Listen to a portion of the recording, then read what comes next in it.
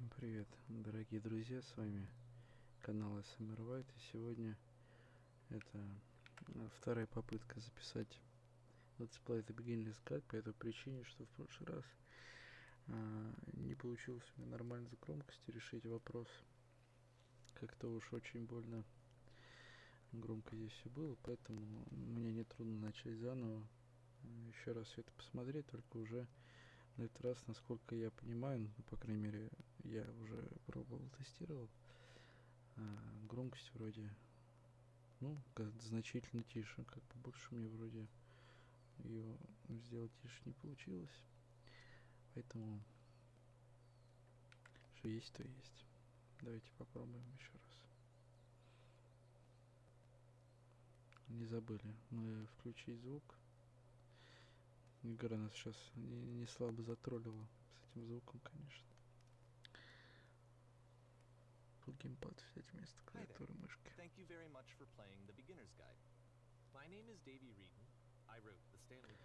Ну, вроде гораздо тише все-таки получается, поэтому я надеюсь, меня слышно достаточно хорошо. Параллельно словам главного героя. Поэтому не буду мешать, почитайте пока что. Послушайте. Now, these games mean a lot to me. I met Coda in early 2009 at a time when I was really struggling with some personal stuff, and his work pointed me in a very powerful direction. I found it to be a good reference point for the kinds of creative works that I wanted to make. So just to start you off, this is, I think, the first game he ever made. It's a level for Counter-Strike. You can walk around here, by the way. And mostly it's just Coda learning the basics of building a 3D environment. But what I like is that even though he starts from the simple aesthetic of a desert town, he then scatters these colorful abstract blobs and impossible floating crates around the level. And of course, it destroys the illusion that this actually is a desert town, and instead this level becomes a kind of calling card from its creator. It's like a reminder that this video game was constructed by a real person. And it kind of makes you wonder, what was going through his head as he was building this? This is what I like about all of Coda's games. I mean, not that they're all fascinating as games, but that they are all going to give us access to their creator. I want us to see past the games themselves. I want to get to know who this human being really is. And that's exactly what we're going to do here.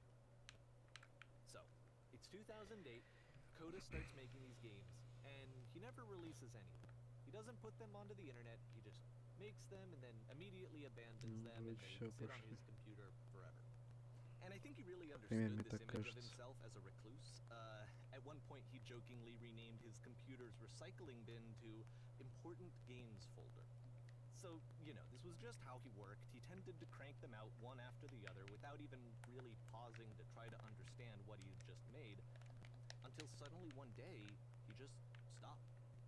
In 2011, that was it. He made his last game, and then he hasn't made another one since.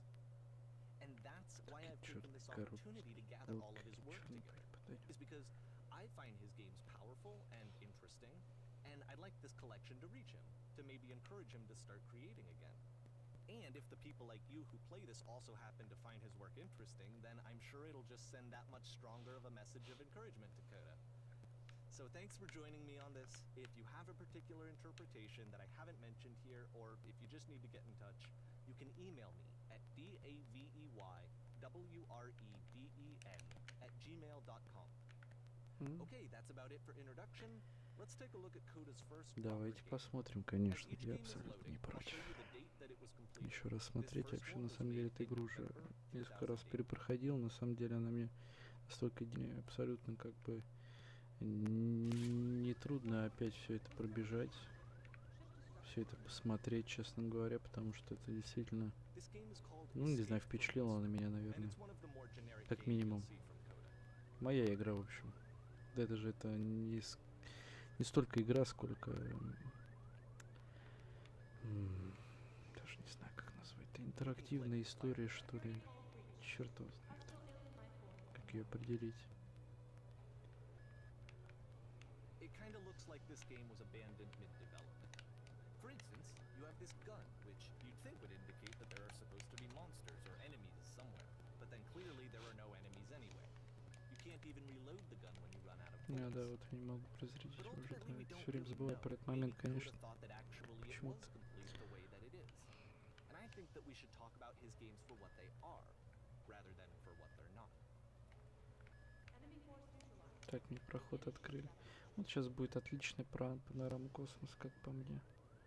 Я вообще это обожаю, я еще любил все это дело со времен, ну, как говорится, кто играл, конечно, мне поймет, со времен серии Сэма, первого там, ну, имею в виду, First Encounter, второе пришествие, там все дела, вот где-то там в каких-то местах игры, вот, в принципе, похожие такие прям они текстуры брали. Ну, вот такая, в общем, меня это поражало всегда очень сильно. Очень нравилось. Сейчас лабиринт мы скипнем, потому что очень долго вся эта история будет продолжаться. Sure, I don't know. There's really no reason for it that I've ever been able to discern, so in the interest of time, I'm just gonna skip you on past it. Так. Okay, this is the part that's interesting. The game has this narrative about the whisper machine and how it has to be turned off, and then you get to the engine room. Угу. Да, вот сейчас отличный момент. Я могу всех спасти, очень хорошо.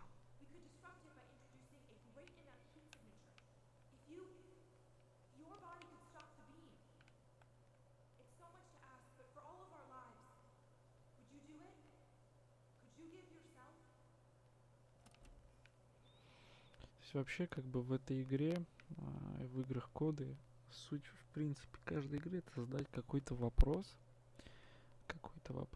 и ответ, конечно, она не дает, то есть она просто его ставит. И мне это очень нравится.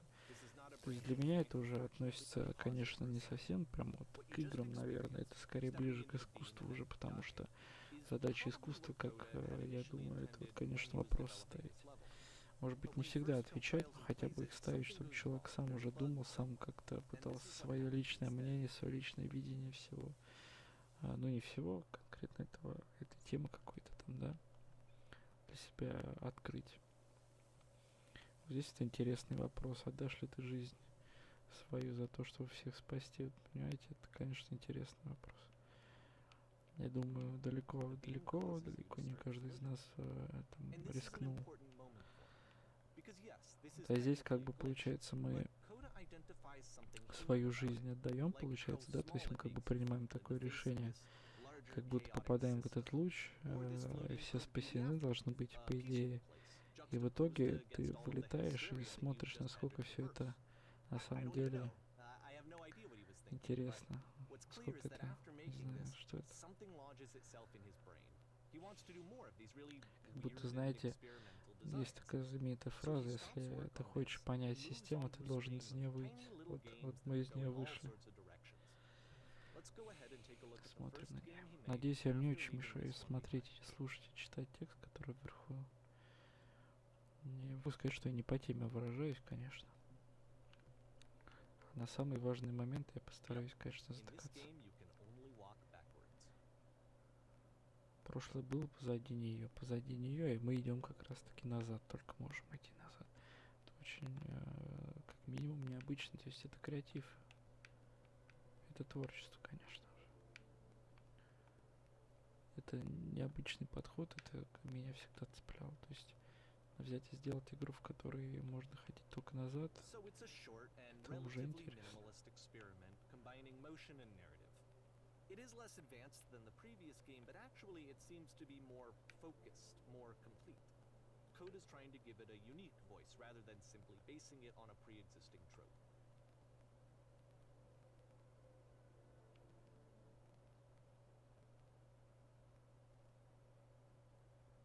Очень интересно. То есть, во-первых, стоит вопрос: прошлое было позади нее, там, по-моему, да, было нее, но тут даже может быть неважно, ее или не ее. Вообще сам факт того, что прошлое всегда позади нас стоит, это как бы априори это и так понятно, да? Вот. И здесь в игре ты можешь, в принципе, идти только назад. То есть, получается, здесь история, возможно, о человеке, который, в общем-то, застрял в этом прошлом. Причем вот эти еще стены кирпичные. Как бы у меня стены кирпичные и ассоциируются с каким-то замкнутым вот этим пространством. Оно здесь действительно замкнутое, да? То есть попытка выбраться, может быть, из цепей это прошлого. Это история человека, который все время привык смотреть и как бы застрял, может быть, в прошлом. Но будущее было не разглядеть, почему будущее постоянно меняется. И суть, наверное, в том, может быть, это лично моя интерпретация, конечно. Стоит вопрос о том, что данного человека, который здесь, чья история здесь показана, через вот эти вот вещи, он этого будущего, видимо, боится. Когда она замирает и всматривается, она становится яснее. Намек, наверное, на то, что нужно радоваться сегодняшнему моменту, наверное, и тогда все становится более понятно. Но если будущее всегда позади, как она находит в себе силы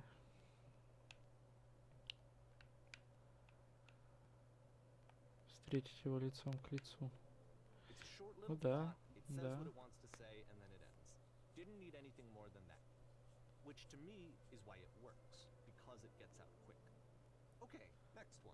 Интересная штука о времени, конечно. Парадоксальность. Парадоксальность времени в этом есть, конечно, потому что, с одной стороны, мы все время смотрим в прошлое, когда, то есть, всегда оно стоит позади нас, а будущее вроде бы как стоит впереди, но по факту все это очень смазано, потому что сегодня и завтра это вещи очень относительны, поэтому есть на самом деле только сегодняшний момент, который ты встречаешь лицом к лицу. Сильно, в принципе, философская вещь, которая выразилась, как видите, в каких-то, сколько там я, наверное, минут провел, 2-3. Сейчас ты входишь, вот эта штука я очень любил, сейчас ты входишь, это вот написано, сейчас ты входишь. Все. Куда? Интригует. Ставит. Ставит вопрос.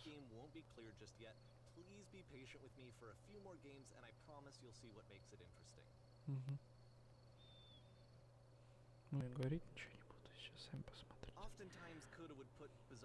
Бессмыслица почти со всех сторон. Но, видимо, так вот здесь штука бессмыслица. Сейчас он поговорит.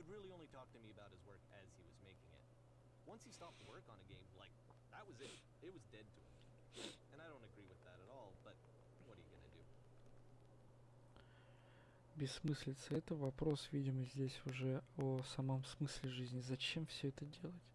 Зачем двигаться? Зачем идти в будущее, смотреть в прошлое? Зачем все это? Зачем, видимо, здесь для человека важно понять, зачем он делает эти игры. Или пытается их делать там, как бы. Интересная еще штука, что сейчас, да, то есть чем выше мы идем, видите, тем становится гораздо труднее. То есть это как слона тянуть на гору, а любая вещь, уж поверьте мне, действительно ценная, важная в вашей жизни, ваша идея какая-то, это вот так. То есть для меня это очень близко. Я это очень сильно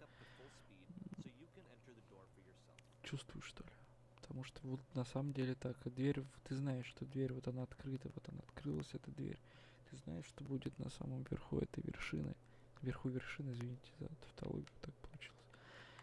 Вы знаете, какой будет приз. Вы знаете, к чему стремитесь, но это так трудно, что вот это действительно тянуть слона на гору. И в итоге, если дотянешь, станешь победителем. Но сражаешься победителем чего, вы можете спросить, а победителем самого себя. Потому что самое главное, это самим собой битву какую-то выиграть. Потому что саму себе главное все это доказать. Кому-то еще. Это мне, вот, действительно, мне это нравится. То есть, это выходит за это искусство, это вопрос, это актуальная вещь для меня, вот, лично актуальная. Поэтому я это понимаю. Ладно, нам дали возможность ускориться. И вот наш приз.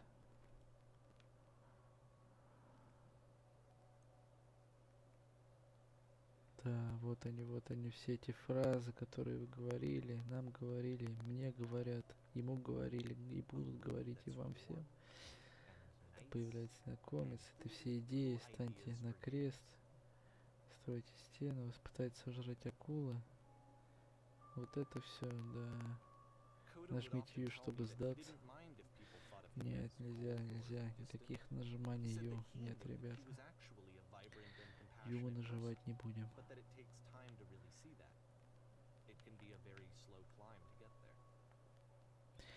И вот, честно, есть некоторые фразы, которые я встречаю в играх, в литературе, в музыке. Такие фразы. Вот сейчас на старт внимания рыба.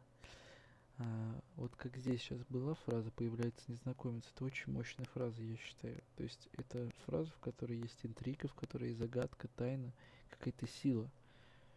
Потому что эта фраза, она сама по себе страшно непредсказуема. Что будет, как будет. Мне нравится это. Вот из недавнего в литературе, например, мне очень понравилась концовка повести Габриэля Гарсии Маркеса «Полковнику никто не пишет». Это кто читал, тоже, думаю, замечал, что концовка действительно мощная. Одно слово, но настолько емкое, настолько сильное. Меня это просто поразило. Старт внимания, рыба. Рыба гниет с головы, знаете, такая фраза есть. Будет ли об этом здесь? Интересно. Не знаю, как ее пройти, поэтому мы не будем время тратить. Я не хочу делать вид, что типа я не знаю.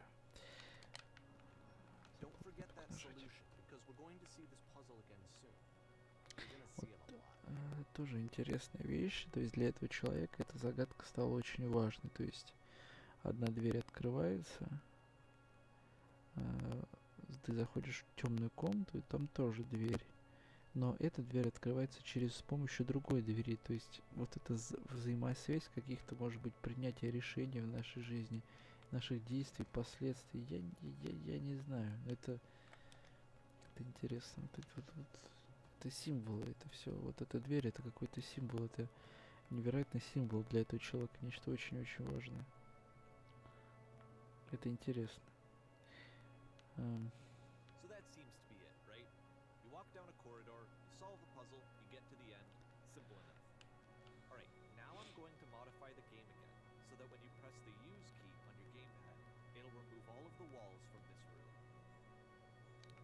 Ну давайте, вот. И вот они все разные пути на наши вот эти двери все. Вот они. Вот они, ребята. Слушайте, я прыгать-то я забыл, как людьми не стесняться прыгать.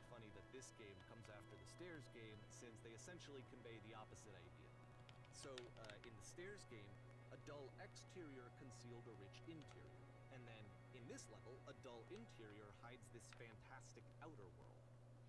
Either way, I think that the point is the same, is that most of the time you don't get to know what you're missing, or even that you're missing anything. That's not your role as a player.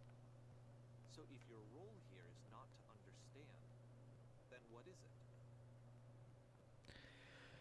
Да, в чем наша роль? Интересная штука. Ну, сейчас мы выходим. Там входили, а сейчас ты выходишь. So, this, combined with the entering game from earlier, tells us that Coda believes his games are connected somehow. It could even be that the stairs game and puzzle game are literally connected in between this and the entering game. There's a bigger picture that all of his games are meant to play a role in, some larger meaning that we won't be able to grasp until we've seen all of them. And once we have, we can step back and start to understand what exactly that bigger picture is. Годно.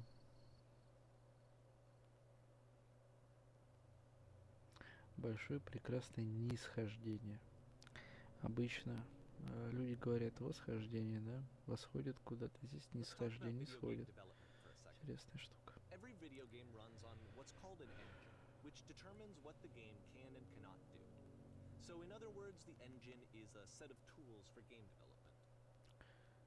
Street у вас full. Вот что в прошлый раз To я... make all of these games, Coda is using an engine called Source. Full-то дурак, Like all это engines, понятно. Source has certain things that it does well, and it has certain things that it does poorly. One of the things that it does very well is boxy linear corridors. That's why so many of Coda's games are set in these large flat empty Вот rooms, это is классная just штука, because he's конечно. working with what the engine does well. Ой-ой-ой. The tools available to the creator shape what kinds of creative work Ух they're ты. going to end up making. Как You might меня... consider paying attention to Как the я сильно architecture of улетел-то, Coda's games, ёлки. to notice how they seem to stem from an engine that's very good at producing linear boxy corridors. И да, вот мне все-таки каждый раз эти решетки напоминают City 17 из Half-Life 2. Вот как-то вот прям... Где там в очереди встаешь в самом начале игры. Очень похоже, конечно. Как, ну, лично для меня это похоже. Садимся в тюрягу. This prison, Все. funny enough, in Coda's original design, Приехали. doors stayed shut for a full hour before letting you go. If you don't mind, I think we're gonna skip that. This is something that he and I used to argue about a lot. You know, whether a game ought to actually be playable, whether it means anything if no one can get through it. And I would always defend that, you know, all this work goes into the game, why not make it playable and accessible? And so we just got into heated arguments over it, and there was one time that after one of these conversations, he went home, and a day or two later, he sent me a zip file entitled Playable Games that was full of hundreds of individual games, each of which was just an empty box that you walked around in and nothing else. Believe me, I played every single one of those just to find out if there was like a gag hidden somewhere. There wasn't. Интересно.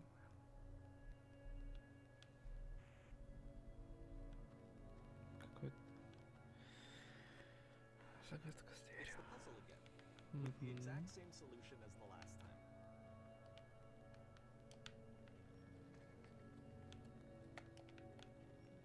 There's still no clear indication of what makes this puzzle so Так, special вот, that Coda ну, is going to обязательно return to it смотрим. over and Вот over. But I promise Ничего I'll share нету. with you my Ничего interpretation нету. very Ну ладно. shortly.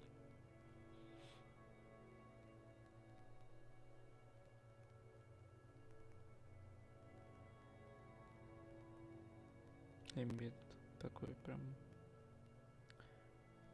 атмосферный, конечно. Вот это сильная штука, конечно. Пока не готов интерпретировать, просто Coda is читайте. using a kind of dialogue system that he fashioned out of the engine's chat capabilities. Use the buttons on your gamepad to respond. Вопрос, ты здесь, откуда сверху, что там наверху, да, там был мир, помеченный белизной, то там была бесконечная тюрьма, я сказал с часами, да, там были порывшиеся фигуры. На мой взгляд, это некое восприятие либо собственной какой-то жизни, что ли, отношение к ней. Для кого-то это мир, помеченный белизной, для кого-то это тюрьма где-то с часами, а для кого-то там мир с большими парящими разноцветными фигурами, понимаете? Или представление о нечто другом. Давайте, например, депрессивно выберем, значит, тюрьму, попробуем.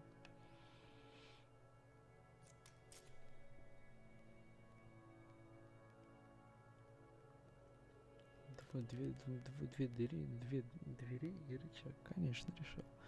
Защитные секунды. Только попал сюда. Нет, не припомню. Лучше ничего не буду говорить. В конце концов, мы это знакомы. Тоже отношение к незнакомцам интересно, конечно. Давайте попробуем довериться тому. Как нам попасть на ту сторону? Как нам что, научиться жизнь? Правильно, что они хотят?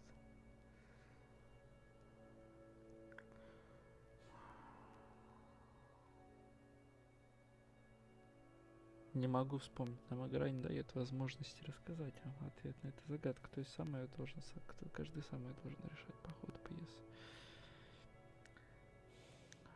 Давайте. Вот так.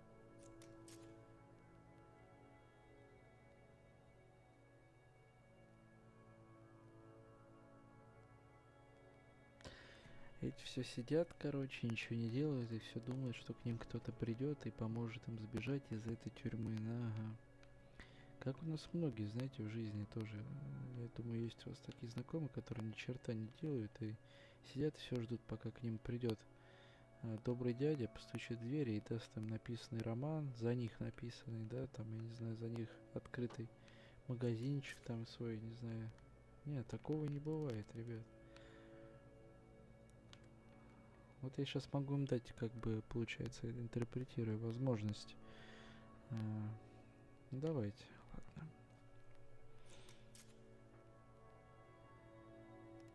Темное пространство между дверьми, вот это вот меня тоже интересовало.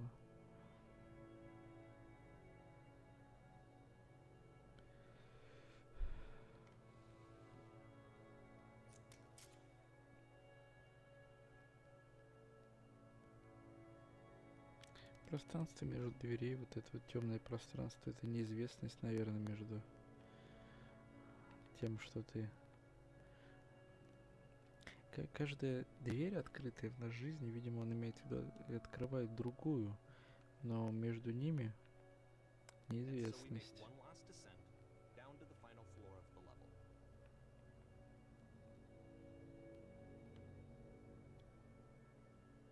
Узкие стены, прям когда хожу, некомфортно, конечно, вот это, но мы берем и из этих узких некомфортных стен выбираемся на достаточно большое, открытое и на самом деле уютное пространство.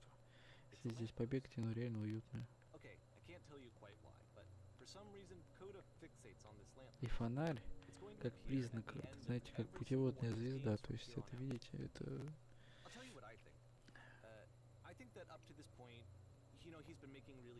Strange and abstract games with no clear purpose, and maybe you can only float around in that headspace for so long. Because now he wants something to hold on to. He wants a reference point. He wants the work to be leading to something. He wants a destination, which is what this lamppost Да, is. путеводная It's a конечный destination. пункт. We're going to see it in the work as well. His games are just going to become a lot more cohesive, a lot more fully developed, with more of a clear idea behind them. And as we go, that idea will get clearer and clearer and clearer. Окей, давай дальше.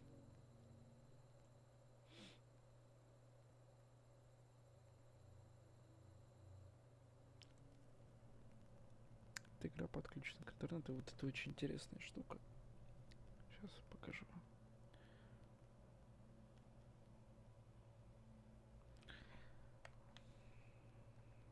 То есть якобы, эта игра подключена к интернету, якобы другие люди, которые здесь уже пробегали, они оставили в случайных местах некоторые заметки. И ты их можешь подойти и любую прочитать. Это здорово. Вот прям бам, милая комната, хотя нет. So first off, I'm sure you can deduce this, but this game is not connected to the internet. All of the notes that you're going to see have been written by Coda. This was actually the first game of his that I ever played. This was shortly after I met him at a weekend game jam in Sacramento, where I grew up. I saw him working on this very level, and it was just so different from anything that anyone else was doing. So right away I was like, I have to be friends with this person. In retrospect, I think I was probably a bit too pushy, trying to get his attention. I was over enthusiastic. But he was very gracious about it and very patient with me. And I cooled off eventually.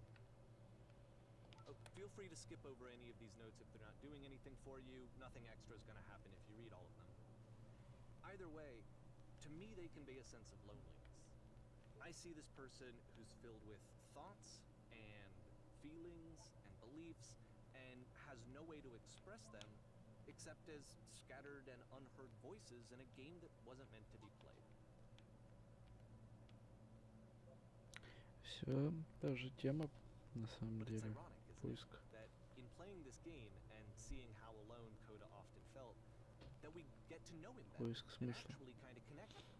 И одиночество, I have конечно. to be honest with you, this idea is really seductive to me. Потому что вообще каждый уровень, в принципе, отдает очень сильное See the одиночество. voices in their head and get to know them better and have to do less of the messy in-person socializing. I could just get to know you through your work. Вот это сильно узнай I think меня, this is why I прошу. always liked Coda's games so much. Отличная Is фраза. because it felt like they let me have that connection. I felt as though he was inviting me personally into his world. And then I feel less lonely too.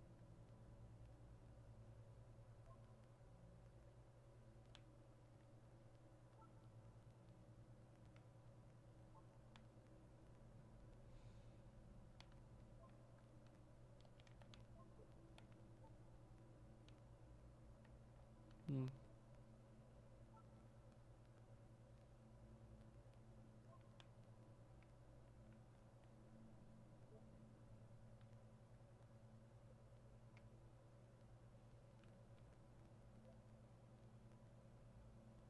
М. Хорошо.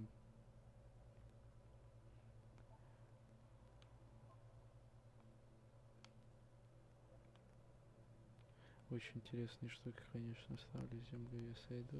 Это не случайно написать. Попытка социализации, да. Попытка общения. На самом деле, насколько мы одиноки, хотя каждому нужно общение, но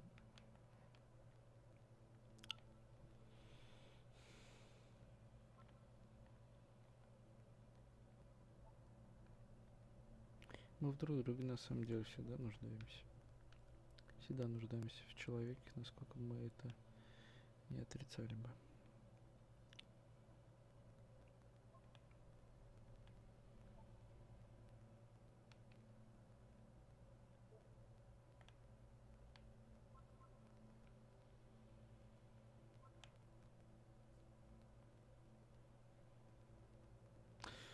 Очень интересно, ребят.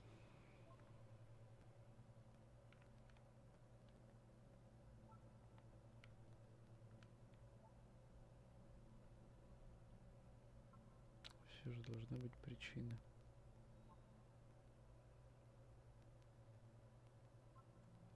Я прошел игру.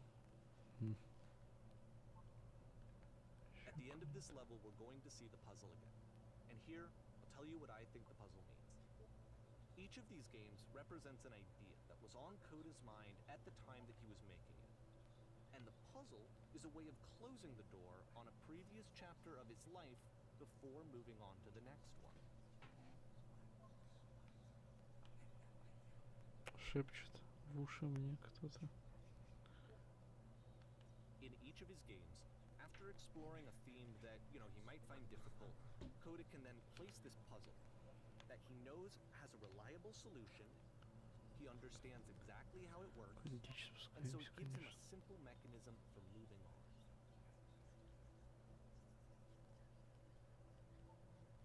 And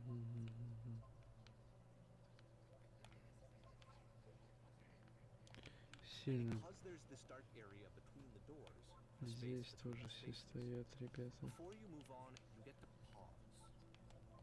Just for a moment, a few seconds to reflect on and let go of the events that led you here.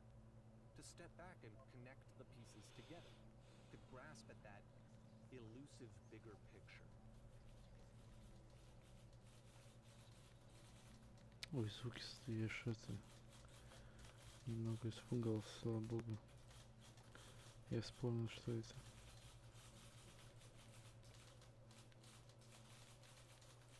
Сидят скрипты, наверное, пишут. Про Fallout 4.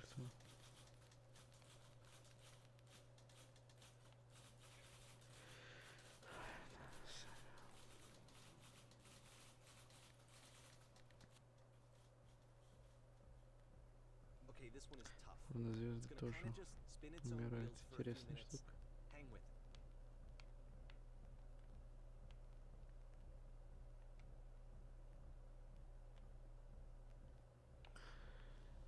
Так, тут надо прям отгадывать, конечно.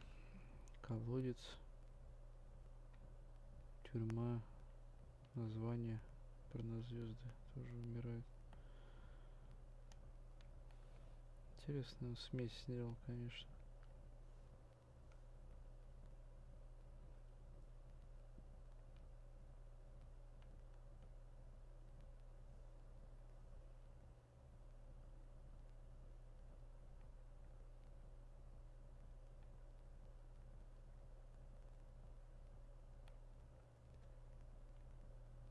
Это, я So так this is понимаю, it, the whole game. And there's nothing that's particularly interesting about it. You just walk to the end of a hallway. Except, for some reason, Coda gets really fixated on this prison that has all of this modern furniture. And I don't know why, but he decides he needs to revisit this prison. He's gonna start over, use the same assets, turn it into something else. Okay, cool. Here's version 2. угу, без мебели. Ага.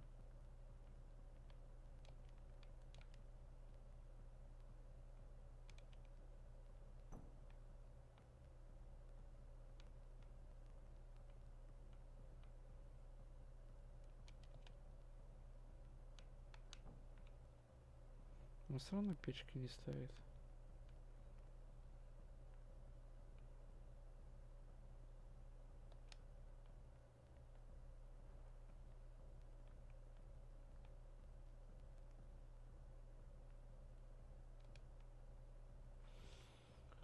Ой, так, здесь, конечно, сильно. There's a bit more to this one, but still, it's not really communicating anything. It's kind of just weird for weirdness' sake.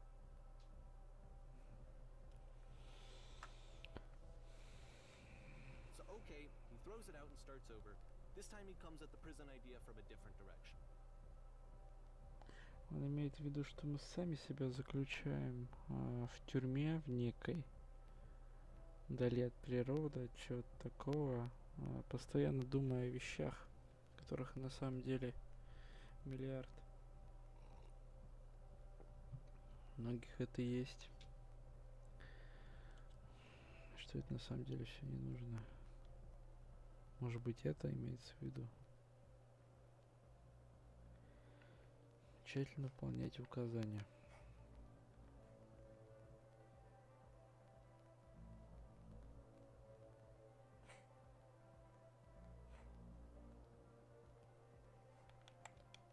Так.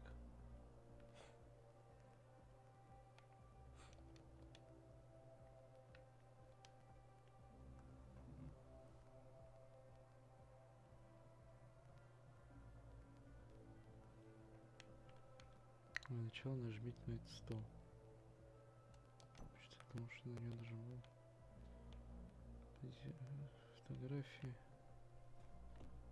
Котик, ну куда ты? Ну куда? Ну видишь, я занят. Ну чего ты? Ну куда ты хочешь? Мне на голову сесть? Девочка, ну куда ты хочешь? Ну куда, а?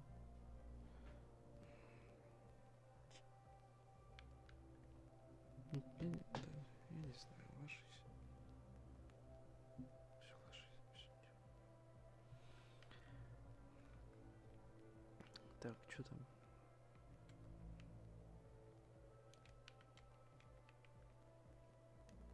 Уже в окно вылететь можно. Что можно сделать? Вот хорошо, подойдите к фотографии в рамке и слегка поверните ее вправо. Ну давайте. Теперь выключите торшер в этой комнате и вновь включите. Мы, в общем, выполняем указания четко, действительно. Диван слева. Правильно, тюрьме теперь открылся выход. Тюрьма. Вещи. Возвращение.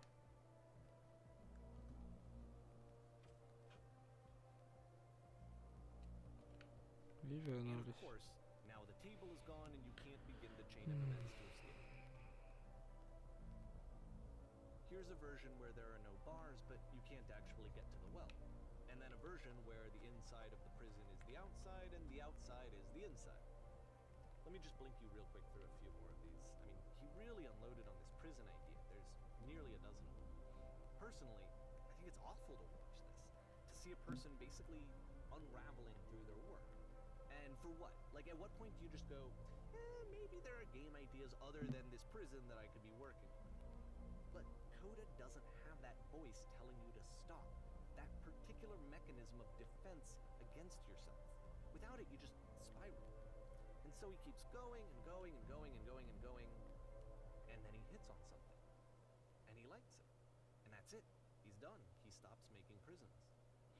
This is the very last version of the prison game that he created, and the reason I think it works is that the prison is not actually in it. Ну, тюрьма, видимо, стала для него тоже каким-то определенным символом, видимо, символом одиночества. В первую очередь, бессмысленность какой-то, поиска этого смысла, что-то вот, что-то такое. Естественно, не та тюрьма, в которую сажают людей за какие-то проступки. Нет, не эта тюрьма имеется в виду здесь, это 100%, конечно.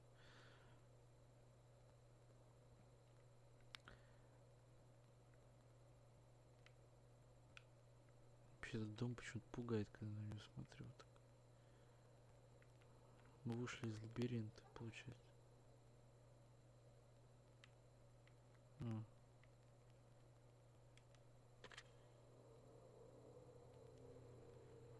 Все на этот дом прям что-то страшное как-то. Алло, кто это? Это я. Это ты после побегства из тюрьмы. Ой, сильно. Ты это я. Многоточие. Так ты тоже была в этой тюрьме. Была. Все в женском роде, самое главное. Кода это женщина, что ли? Да, я был перейти из мебели, да, пошел обучение побега, да, было.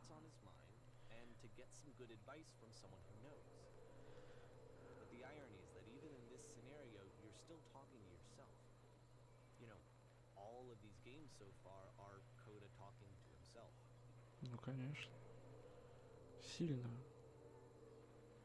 Выбираем тюрьму какую. Давайте вот так.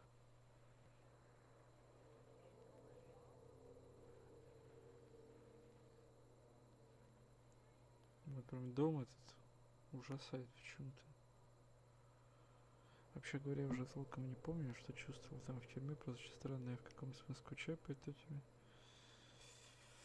Все совершенно неподвижно, но в то же время движет дикой скоростью. Давай так психоделику вот эту выберем. Выход из зоны комфорта, наверное, здесь имеется в виду, конечно. Мне лично кажется, что-то вот такое. Выход из собственной скорлупы. Давайте про изменилось, скажем.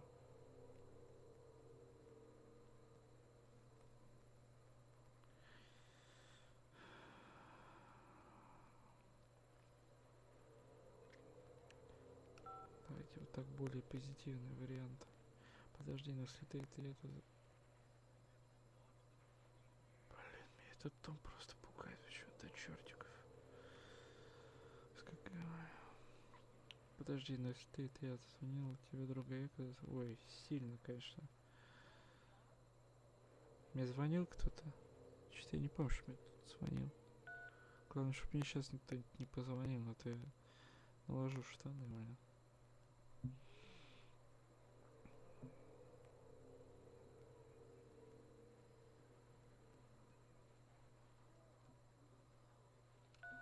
Чтобы достаточно быть искренним с самим собой, надо быть искренним, конечно.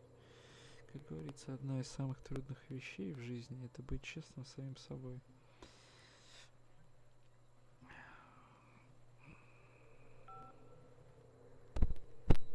Тихо. Куда иди отсюда? Ну что ты, ну... Как дурачье. Так, ладно, именно это тебе предстоит еще выбраться. Ну давайте уже выбираться из этой дичи, конечно. I can see why he considers this a fitting conclusion to the prison games. After all of the obsession and frustration, just to be told by someone you can trust that things are going to be okay. Wouldn't that be nice? It's nice.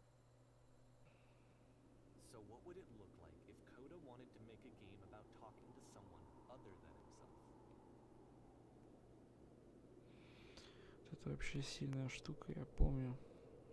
Очень такая атмосферная. Но я сейчас надо сделать, конечно, перерыв, потому что я сегодня решил совершенно по-другому начать играть в игры. точнее показывать, как я играю, потому что на самом деле я, когда сам с собой, конечно, играю, я так и играю.